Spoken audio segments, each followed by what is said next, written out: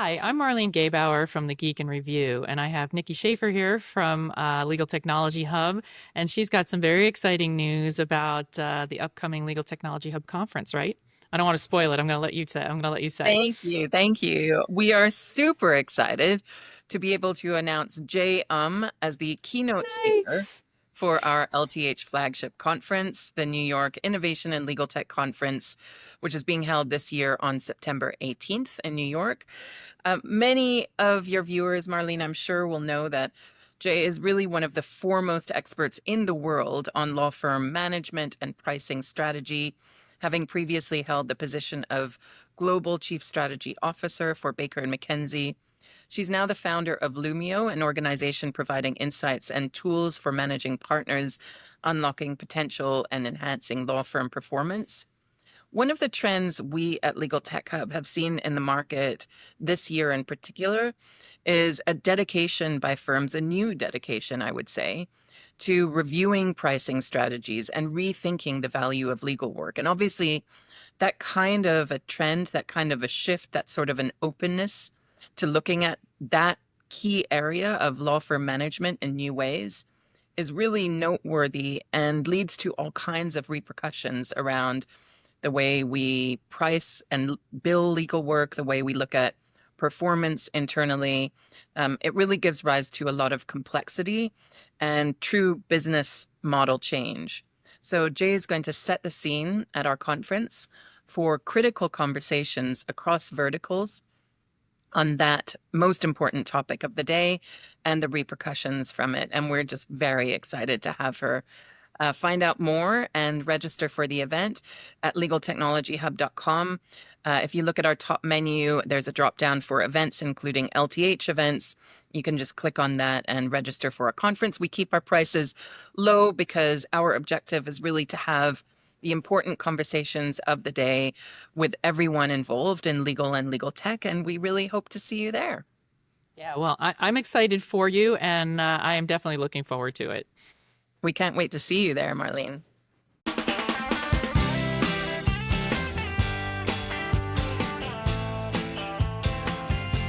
Welcome to the Geek and Review, the podcast focused on innovative and creative ideas in the legal industry. I'm Marlene Gabauer. And I'm Greg Lambert. And this week we are joined by Christian Geyer, who is the founder and CEO of ACTFORE. And Christian, we've been talking probably since February, March, and finally making it happen. Finally got it on here. So welcome to the Geek and Review. I appreciate it. Yes, it's a few months in the works, and I'm happy to be here. All right. No pressure. No pressure. Right? Not at all. So, Christian, before we dive into talking about ACTFORE, I understand you have a very interesting background that might not be the traditional tech entrepreneur story. So tell us about your experience working for the U.S. military, how you came to be part of the Crispus group, and tell us a little bit about your carpentry. Interesting. Hopefully, it's interesting. For me, it's I don't know, a long, lengthy road to becoming a CEO and a founder. But starting out, I mean, this is back when I was 18, 19 years old. I was recruited right out of college. So you could consider me almost like a college dropout at one point. But I was recruited into the intelligence agency, moved over there, did a couple of years supporting the intelligence agency, basically doing secret and TS type work. And from there, I transitioned from the agency over to supporting the Navy. So I worked with the Center for Naval Analysis, as well as an FFRDC, which is the Center for Naval Analysis, but also the Navy Research Labs, NRL.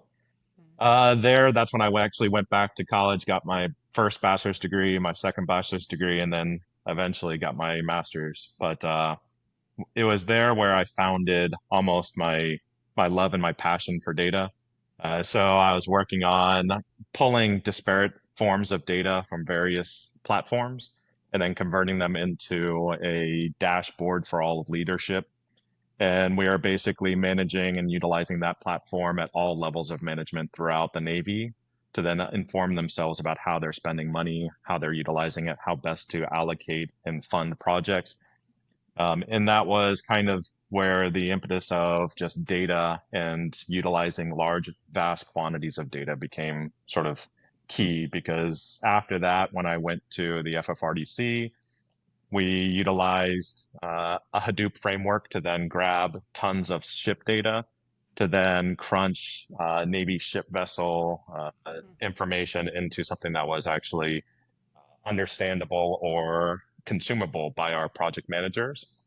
And that was a project that I led and developed. And it was, I ended up using that framework to then go into predictive analytics. And we were predicting kind of the 2018 fiscal cliff that the Navy went through and the government. And it allowed us to circumvent a lot of sort of downward spiraling of the business that most businesses felt during the fiscal cliff era. But that's what led into my next venture, which was into the Crypsis Group, and that was a an incident response forensics firm.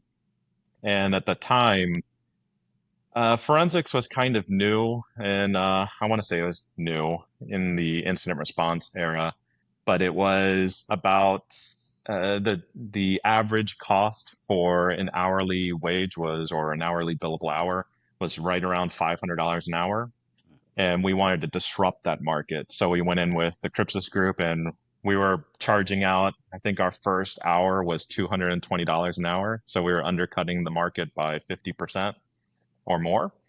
And we sort of just took off from there. It was a rapid growth. We went from zero in revenue, or our first year in business was $1 million in revenue. And then by the time it was purchased by Palo Alto Group, it was north of 20 million. So in 4 years' time, it went from less than $1 million over to 20 plus. And Did you probably get those prior to rates? that, Did you get those rates up? no, it was I was going to say, it's like, I slightly. think rates are higher now. I think the idea and some of the, let's say, the articles out there on the insurance world, they always talk about how the cost of breach response is increasing. So the best way for us to actually penetrate the market is to lower the cost. So that was where Crypsis, we went in half the price. And it's something that we did here at ACT4 is when we came into founding it, it was how do we make things cheaper for the insurance providers? How do we make things better onshore? And it was almost a similar, we were cutting the market price by roughly half, and we were meeting and actually beating overseas vendors, which were providing them with tons of armies of human reviewers. Working with insurance groups, the first thing they want to hear is how you're going to cut rates, because they'll cut them for you if you don't. So, so I love the fact how quickly you jumped into military mode with all the acronyms right off the bat there. It reminds me of my Army days. So, well, one last thing though, then talk to us about this carpentry Yeah, we that we want to hear keep about the hearing about. carpentry. No, I guess I was injured probably back in, gosh, it was 2006, 7, and I had to sort of find a new passion in life. Then I ran into carpentry, and at the time it was 2005, before uh, the housing bubble burst, and I was buying, flipping, and fixing up houses. So I got into carpentry, framing, finished carpentry, as well as like cabinet making. So a few All right. years of that before the bubble burst. That's a skill that Never goes that away. AI won't replace. I think you'll be Mhm. fine. You'll be fine if you have to fall back on Yep. that. Or Well, maybe when I retire. Exactly. yeah. So Act Four actually emerged from Active Nav, I think, back in late 2022. And the mission there was to kind of reinvent the breach notification and data forensics. Um, and so, I mean, you kind of started on that. Do you mind expanding on the origin story of Act Four and kind of the gaps that you saw in the market with breach responses? So, let's say, I guess let's set the stage of where we were in 2022 or late 2021.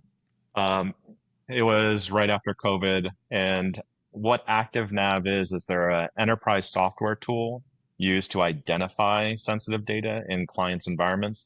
And at the time I was their global COO. So what we were doing was selling our software worldwide to anyone from Fortune 500, Global 1000s, to identify and clean up their sensitive data. But COVID cut a lot of budgets. It made selling enterprise software extremely difficult. So just like everyone else, we went through massive cuts, layoffs, restructurings, and it was 2 years in the works that post-COVID that we were running sort of short on cash reserves. We did everything that we could to maintain the business, and we needed something new. We needed something that could actually sell in an environment where proactive data cleanup wasn't necessarily on everyone's, well, let's say, pocketbook or forefront of their mind. So we launched ACT4, which primarily came out of what I was finding out in the market. I went out and I spoke to a couple of people from my past contacts at the Crypsis group.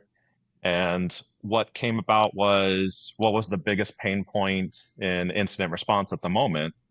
And it was about the breach notification process. What we are hearing from, let's say, insurance carriers, for one, is that vendors were coming in and they would give them a quote of, let's say, $100,000.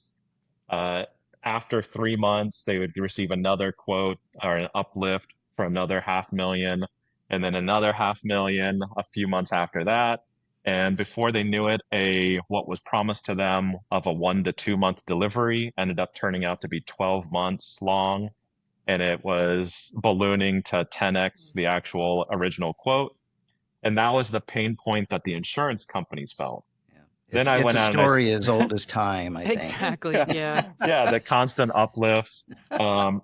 And I believe me, I lived through that with the government and how we actually went to a fixed price model in the government to shift the risk from the government holding the bill to then the actual vendor or the subcontractor performing it at a fixed cost. But back to sort of how it came about, I also spoke to the law firms, the breach coaches or the lawyers that were actually handling the cases, and their feedback was what was being done in the market was of poor quality. So what were the insurance carriers paying for was overseas work. Basically, we would ship our data over to, let's say, areas like India for mass processing by armies of human reviewers, and the actual product that they were getting in return had errors throughout. It required tons of cleanup, where the law firm had to put their associates and paralegals onto those reports to then clean them up, just to get them to a point at which they could present it to their client to then get those breach notification letters out. So that was their pain point, was that the quality of the work was either unacceptable, required additional manipulation, and also their timeline. They were constantly being dragged out of timeline. I mean, if you're engaging with a vendor and they're telling you 1 to 2 months and it ends up being 12 months, how does that reflect on your relationship with your client that you're representing? Yeah. So there is that pain point. And then obviously the one from the client perspective. So gathering all that information, we then created, I knew that there was a better way of doing it. We didn't, in this era of automation, why are we doing it all manually? So then we used our software at ActiveNav, which discovered sensitive information.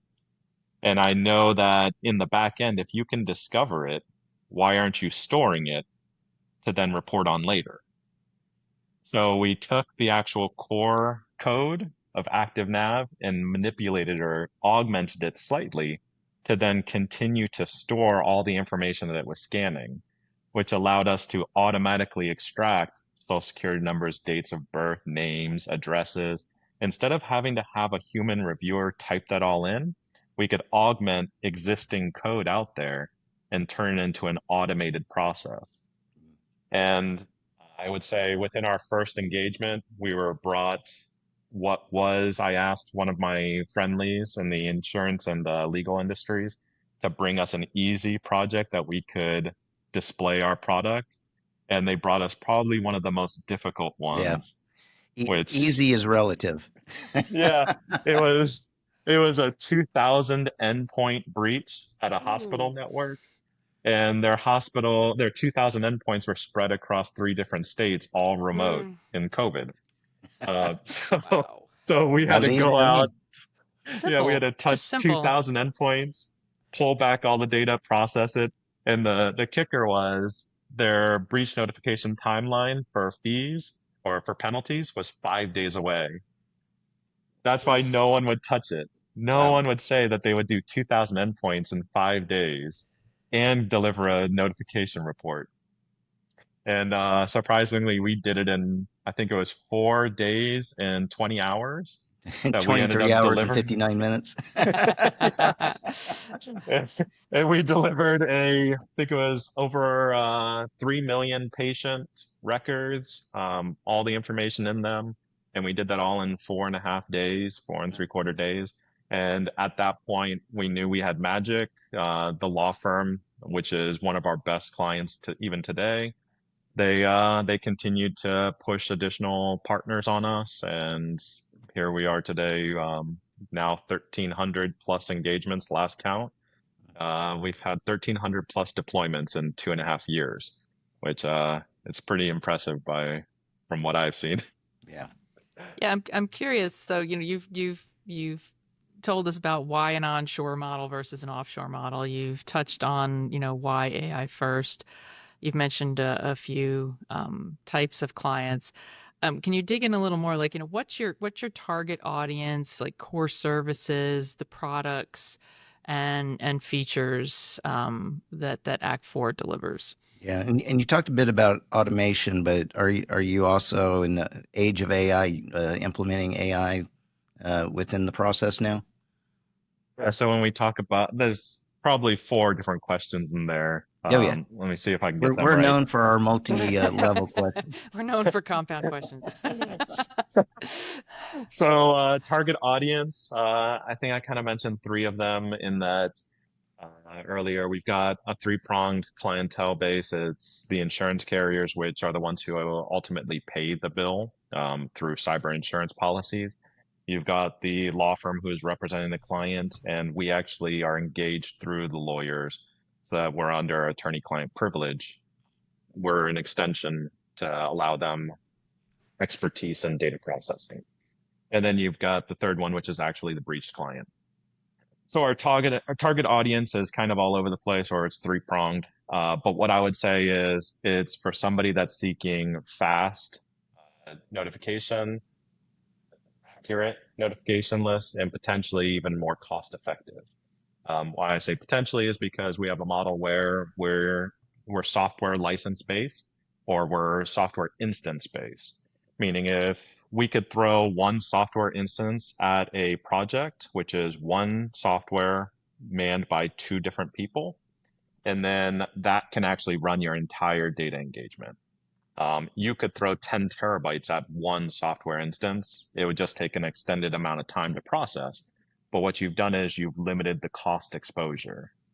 But then if a client wants to go extremely fast, and I can probably share with you a 10 million file engagement if you're so interested, but we did a 10 million file engagement with 15 software instances, and it was 10 weeks. So it's something like that where our target audience could be somebody who's looking for cost savings, but then also one who's looking for rapid response. But it's really all about somebody who's looking for an accurate, um, truly what you're going to get, what you're paying for.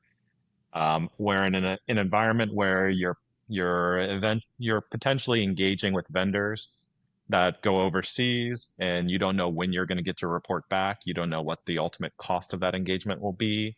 You don't know how accurate that will be. We're the ones who provide predictability in the environment.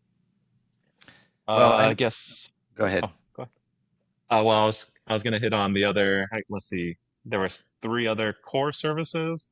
Hmm. Um, Core services, so, products, and features, and then Gen course. AI. All right, core services. I've touched on it. Breach notification list. So whenever a company is breached, their data is stolen, there's a regulatory requirement to notify every individual that's impacted. It could be either from PII, personally identifiable information, or PHI, which is health information.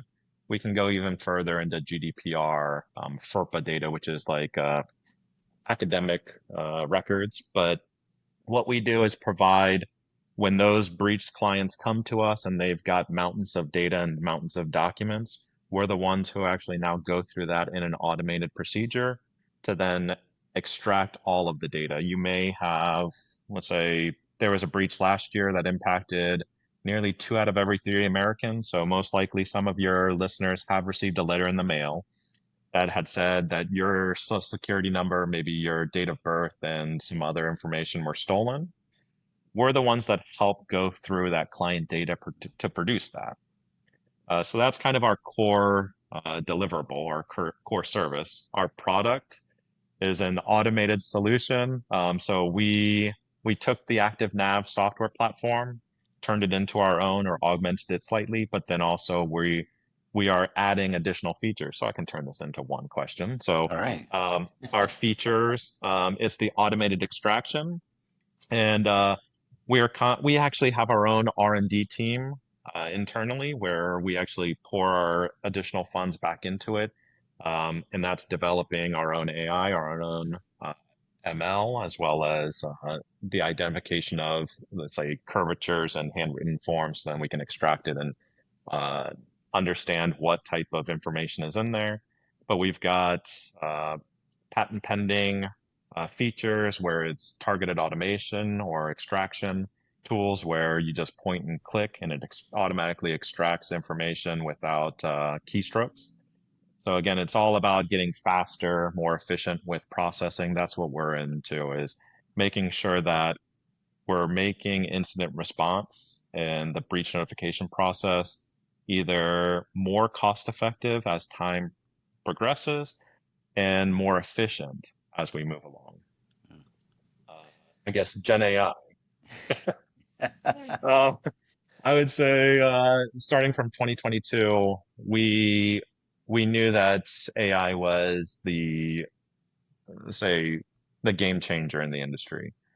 So we've been working on it, we've been implementing it, we've been utilizing it since 2022. Um, I think everyone else out there is sort of playing catch up at this point. The biggest sort of competitive advantage that we have is we've built our own, whereas others are using third party sort of API calls into another AI model. It could be a backend API call to ChatGPT or something of that nature to then help it process sensitive information. The biggest downfall there is cost competitiveness. While we've invested in it, we've sort of built it ourselves, so we don't have ongoing costs. Other vendors are out there utilizing a third party cost, which is significantly more expensive, which at this point we need to figure out how to get costs down. Yeah. Yeah, I know you've got, for better or for worse, breaches are getting more frequent, not necessarily less frequent. So you've entered a hot market.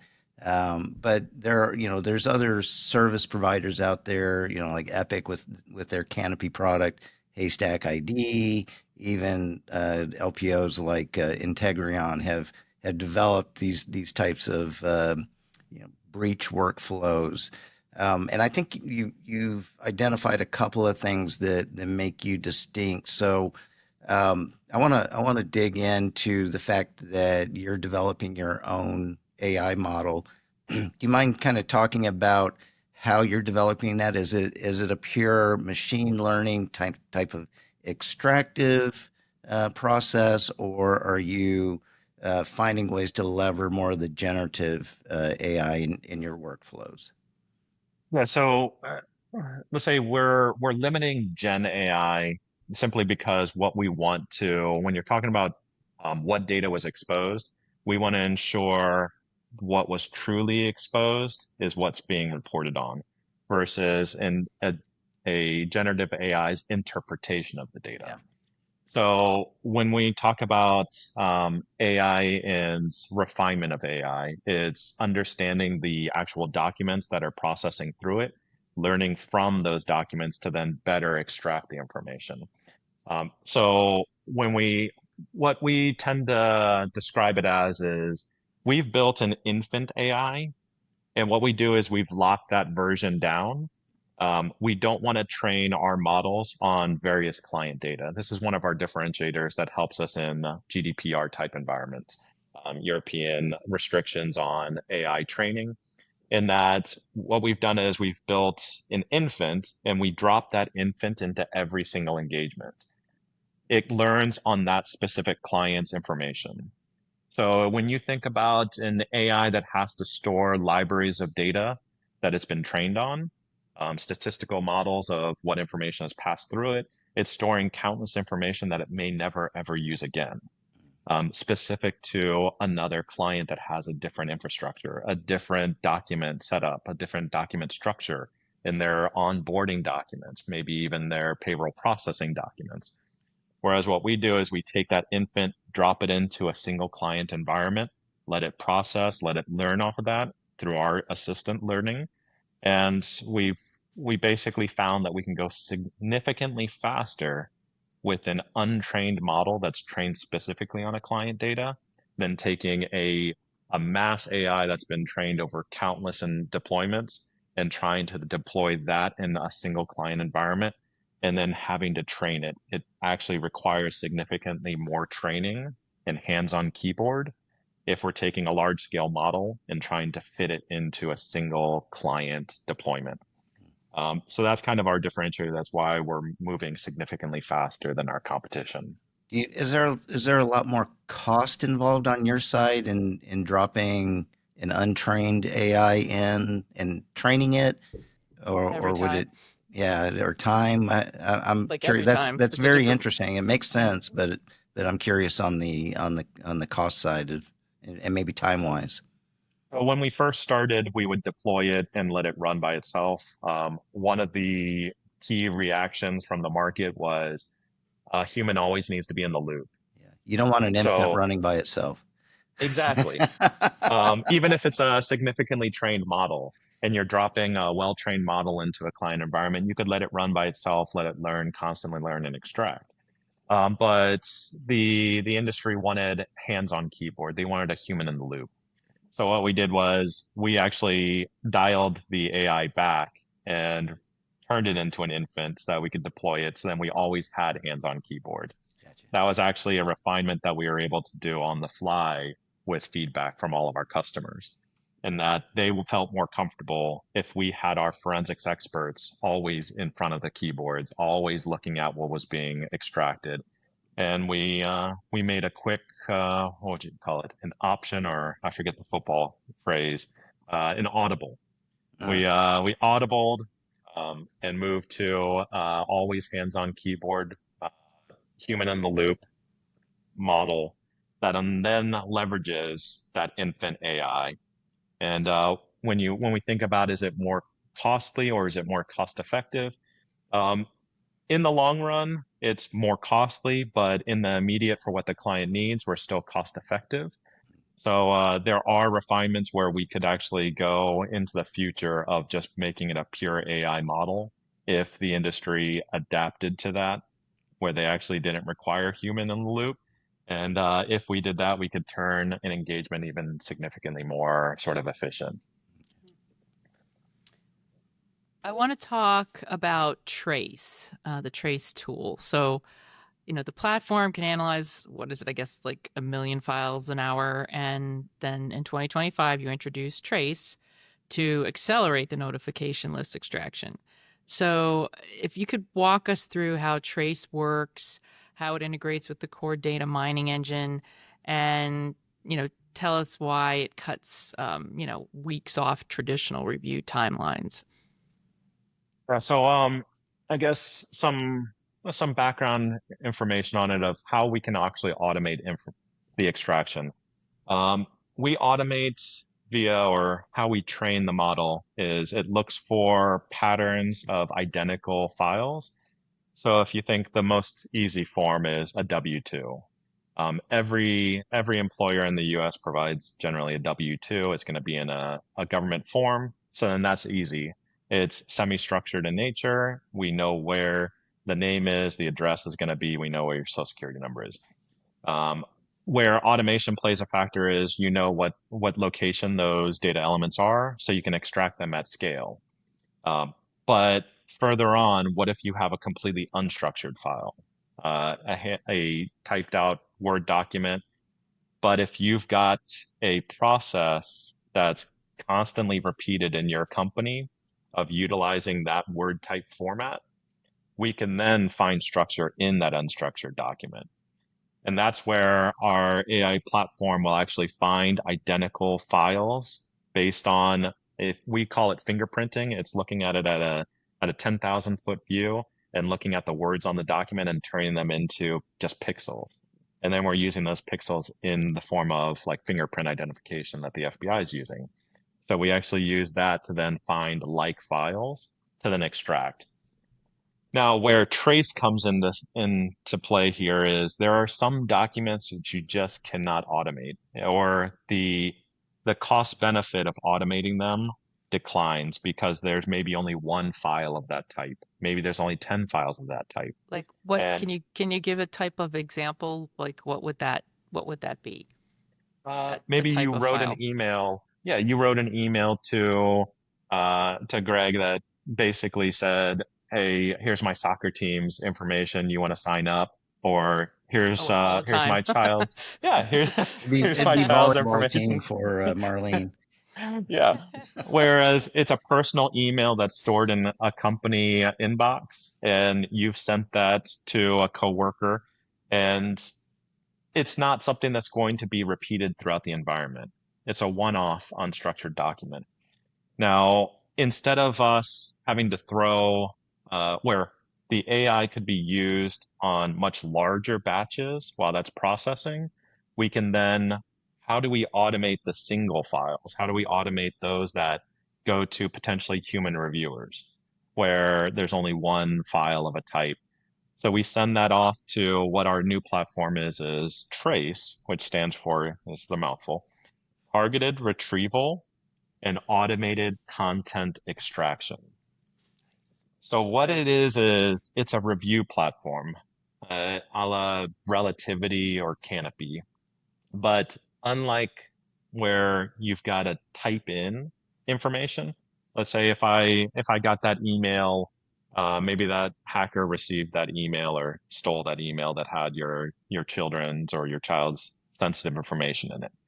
Traditionally, a human reviewer would have to type out your child's name, type out their date of birth, their social security number, and then that would be stored in a relativity environment. Well, for us with Trace, it's now point and click. The second we click on a mouse click onto the person's name, it extracts that name. When you click on the date of birth, it extracts it. Click on the social security number, it extracts that. So it's taking what could be 100 plus keystrokes down to 3.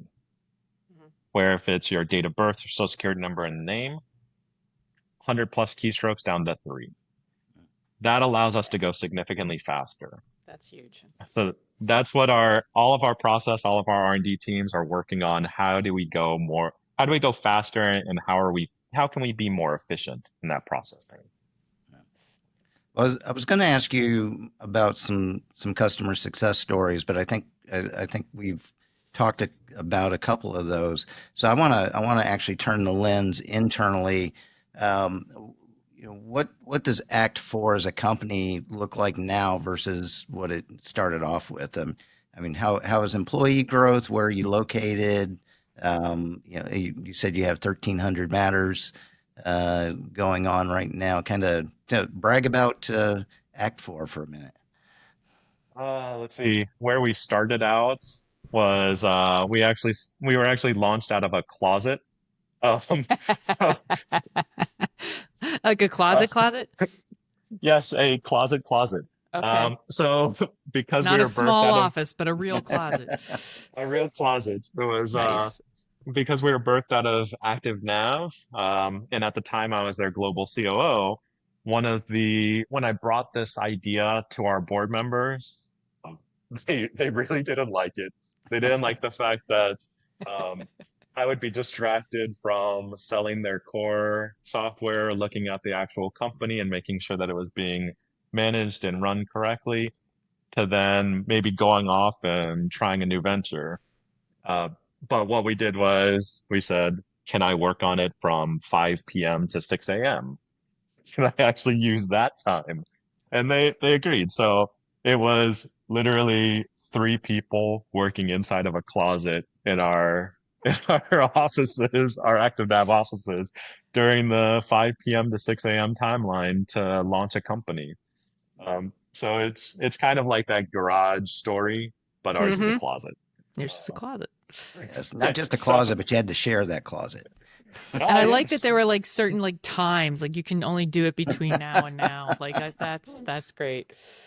Yeah, so I think our first month in business, we delivered over $500,000 in deals with three And then they people in a decided, well, that's closet. not such a bad thing after all. Yeah. Yeah. Yeah, so we quickly moved out. We got our own rental space. We went to like a WeWork, and we quickly I think within our first real month in business where we said this is our product, this we're going to go to market. We said this isn't a concept that we're running out of a closet. We did 1 million in revenue in our first real launched month, and that was out of a WeWork space with 10 individuals, and we were working countless deals at the time. To today, we have our own permanent office space, which is it's really nice. We've got our logo or a name up on the building, so it feels good Wow. to have that there. Um, in terms of employee size, because we're not your traditional employee and we're looking for efficiencies in software automation, we are only about 35 individuals. We do have some part-timers where we have on the bench just for increased workflow or maybe a large engagement happens. So we actually have upwards of 78 when you consider all of our part-timers that are on bench. But our core team is about 35, and we're in our own permanent office space. It feels good, and we have over, I think last count, we have over 1,500 on-prem processors. So when you think about our servers, when we started off, I think we had roughly about 90 processors given to us or provisioned to us. And then now we're at 1,500 at rest, and we can spin up countless engagements on a whim. So it Huh. feels good. Yeah. Are your clients mostly in the U.S. or the international? What's your client base? So we can actually be deployed all around the world. So although we hold a ISO certified or ISO 27001 certified on-premise air-gapped environment in Virginia in the US, we can process all of our clients' data if they ship it to us or if they upload it via SFTP to us. We can process it onshore entirely in the US. Now, for engagements of a global nature, we can deploy our software on-premise in the client's environment. Meaning we've had global engagements where a Japan server, a European server, and a US server were impacted, or countless servers. And what we did was we dropped three software instances, one in Japan, one in Europe, and one in the US. What it allows is the closer that we can be to the actual data, the faster the processing is going to be. If we had dropped a single instance in the US and tried to migrate the data from Europe over to the US, you're adding bottlenecks. Similarly, from Japan over to the US, you've got bottlenecks. What our on-premise model allows, or our software allows, is we can drop that as close to the data as the client can provision for us. So we'll drop it all around the world. We'll deploy our software there, man it remotely, and then process data at rest.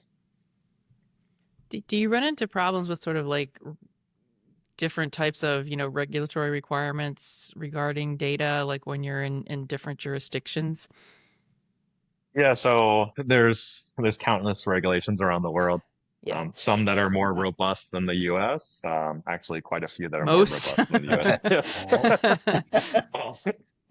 So yes, we have to abide by local jurisdiction regulations. We actually work with our legal counsel to identify what's required of us. If we're deploying on-prem in the client's environment, then it allows more flexibility. If the client has to transmit or would prefer to transmit the data to us and it's cross-border, then we work with their legal counsel to then provide the justification why, let's say, moving it offshore or moving it cross-border to us is more efficient than potentially processing it in their country or sending it to a foreign country for processing via, like, let's say, human reviewers. We work with counsel to provide all that justification and compliance with local standards. Where do you see the sort of the next frontier of innovation in breach response and data forensics? So, are there like new AI capabilities or analytics you're exploring to help clients so that they, not only understand the exfiltration scope, but also make strategic incident response decisions? What do you see in terms of where Act Four should be moving in the future? So I guess at Legal Week, what I was speaking to a couple of new AI vendors, and the thing that scared me the most, and I spoke with, shockingly, some CTOs as well as CISOs for those AI tools. And what I don't think they're realizing is the information that's stored in the back end of an AI model. Um, what they're trying to do is create an AI that can be deployed internally into a company or a client, a centralized AI repository for all their employees to go out and touch, speak to make employee processing significantly more efficient. That's great in the long run. That's great that, like, employees can find an information or a knowledge center to get quick information or quick answers to questions. But what that does is it exposes what I consider the greatest insider threat that we're going to be facing in the near future. Uh, with all these trained AI models that are being deployed in-house in a client environment for all their employees to leverage, what you're doing is you're creating a very knowledgeable AI on all the client's information, on all that company's information, all their processes, all the data they store.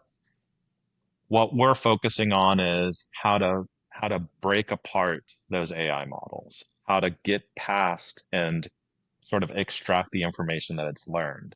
We're getting ahead of that because we know the next breach is going to be right there. The next big breach, massive breach that's going to hit headlines is going to be all about how an internal AI model was utilized from a threat actor to leverage information internally to extract as much, let's say, knowledge and crown jewels as possible from a client to leverage themselves. So we need to understand how they're utilizing that AI model to then extract information so we can notify on it. That's what I So, think is sort of the next big thing. so And like, when I spoke, oh, go ahead. no, go ahead. I was just thinking of a scenario. You, like a partner leaves for another firm, and you know they sort of get that information, sort of extract that information from the AI model. Like, is that what you're thinking? No, it's well, that could be one aspect where when a client leaves a law firm and moves to another, you've got to transition all the information that you have on that Mhm. client. What's being housed in that centralized AI that isn't easily extracted to then just say, this is for XYZ client, let me ship that to the new law firm. That is one use case, but it's not traditionally ours. We're looking at breaches and how the breach data can be exposed and processed. Where that goes into is one of my best example, one of my ex-employers, they have 500 plus employees. They developed their own in-house AI to help all their researchers where they could drop their research papers, they could ask the AI questions about how other models or other research studies were going and get that information out to help their research studies. They're a government contractor that does research studies for the Navy and Marine Corps. So they house countless data on projects that are impacting numerous, let's say, uh, military programs out there. Imagine if I got access to that AI and I could ask it all abundant questions that I wanted. Maybe I had credentials of an elevated nature and I could make myself look like that, look like an elevated individual talking to that AI, and I could ask it, tell me about every project that's going on. Tell me about this Navy project. Tell me about the Marine Corps projects. I could then leverage that from a threat perspective. Now, the other aspect where I was talking with the CISOs and CTOs over at Legal Week, I was asking them, do you know that your AI is storing sensitive information in the back end in its libraries? They said, we know it. I said, do you solve it for it? Do you realize that's a threat?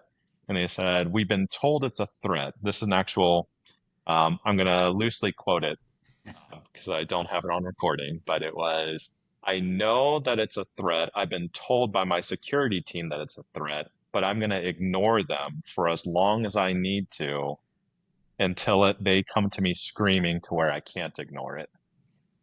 Like, that is not the way we should be developing a technology that could be utilized as an insider threat or a tool that we've created that uh, a hacker could actually leverage against us. So I guess that's where we're focused is we're not trying to protect it. We're trying to understand how we could leverage those AI models to then extract the information once it's been breached. That's where we're focusing our next R&D sort of push is to tear apart an AI, expose the collectors, expose the actual agents that it's using, and then understand the inputs that it's receiving and where it's storing them. So that, I mean, I think you've answered my crystal ball question of three-quarters of the way. So I'm gonna narrowly focus. Have you pull out your crystal ball? Um, Over the next couple of years, do you, because of this specific threat that you see, that companies, law firms, insurance, and others are exposing themselves with the internal AI tools, which everyone is, raving about and wanting to do. I'm wondering if Act Four not just becomes an after the fact kind of company that comes in and cleans up the mess when it's done. Do you see yourself positioning yourself almost in an advisor role to kind of head off these potential breaches before they happen? What's kind of the next advancement on the horizon for you? Yeah, so I've been engaged numerous times over the last 2 years to then come in from an advisory perspective. Um, we've been asked to proactively scan an environment to help identify where a threat actor could come in, where they could actually leverage data. Right now, and I don't want to say it's self-serving, but where we're focusing is on the breach response because there are countless breaches out there. Although we've done 1,300 deployments plus in 2 years, 2.5 years, there's so many more that we need to protect Americans' data. We need to protect global data, individuals that are falling victim to identity theft, financial risk. There's so much more out there that we can do. What we're trying to do is get our technology into every single breach that we possibly can to head off. Now, you could say if you went proactive, you get there before the actual breach occurs. We've I've been in now 3 companies that were proactive to begin with, or that even tried a proactive tool. And unfortunately, wallets don't open quite as frequently on a proactive nature than they do on a reactive. Uh, so do I? Now, law in my firms are the crystal. same way. Law firms are the same way. It's so true. We It's talk sad, till but we're it's blue so in the true. face on how they shouldn't be doing something, but where we make the money is they don't listen to us and they go ahead and do it anyway. So, Yeah, during the congressional hearings in 2024 on that big breach, I mean, I was reaching out to Congress people saying, "Hey, I can advise on this. Do you need some assistance? We need to develop and increase our privacy policies. We need to boost up our data retention, our data encryption requirements." And I got pretty much zero response Crickets. back from our Congress people. Yeah, and it's like, shocking. and It's just if shocking. yeah, if I had my crystal ball, I don't foresee that simply because the appetite of being proactive is not on everyone's mind, unfortunately.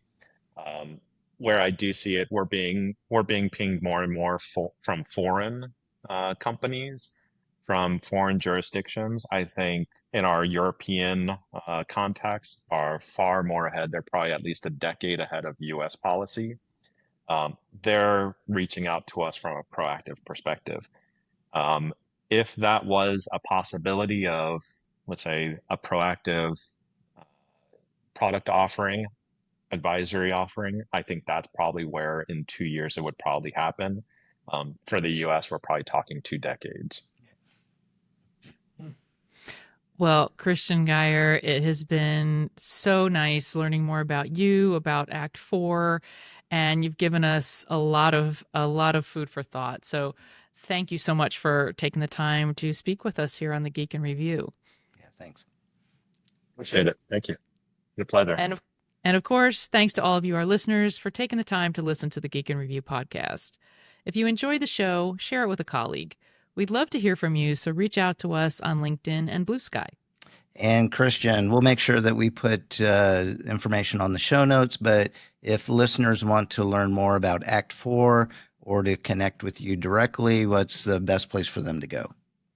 For Act 4, our website, act4.com, and from there you can fill out a form, goes directly, honestly, to me. So I'm connected to every single form inbound. I like to reach out to everyone.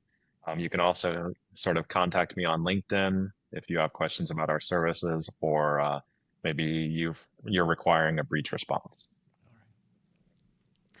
And as always, the music you hear is from Jerry David DeSica. Thank you very much, Jerry. All right. Thanks, Jerry. All right. Talk to you later. Bye. Hey, everybody join my soccer team. I thought it was a volleyball team. Oh, so join the volleyball team.